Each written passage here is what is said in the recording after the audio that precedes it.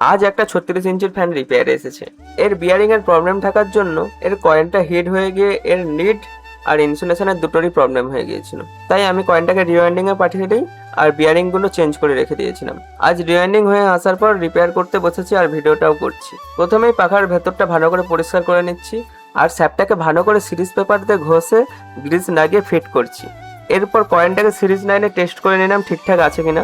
দেন ওপরে কভারটাকে লাগিয়ে ভালো করে ফিট করে দেখে নিলাম এর ভেতর থেকে কোনো আনওয়ান্টেড আওয়াজ আসছে নাকি।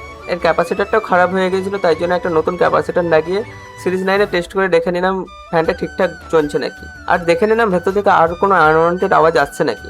যখন দেখলাম সব পারফেক্ট, দেন আমি মেন লাইনে দিয়ে টেস্ট করে দেখলাম পাখাটা একদম ঠিকঠাক চলছে এবং কারেন্টটাও ঠিকঠাক নিচ্ছে। এর থেকে বোঝা গেল পাখাকে যদি ঠিক টাইমে যদি সার্ভিস করে নেওয়া হয় তাহলে এরকম বড় প্রবলেম আসে না। এমনই তোমাদের বাড়ির ফ্যানের যদি কোনো বিয়ারিংয়ের আওয়াজ বা কোনো আনওয়ান্টেড আওয়াজ যদি তোমাদের ফ্যান থেকে আসে তাহলে অবশ্যই সেটা খুব শীঘ্রই সার্ভিস করে নেওয়াই উচিত। তা না হলে এরকম ইনসুলেশন ড্যামেজ বা নিডের প্রবলেম এসে যেতে পারে।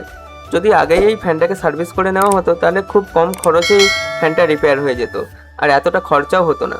তাই সময় মতো সমস্ত জিনিস সার্ভিস করালে জিনিসটা অনেক দিনই চলে। আজকের মতো এতটাই, দেখা হচ্ছে নেক্সট ভিডিওতে। টাটা সবাইকে।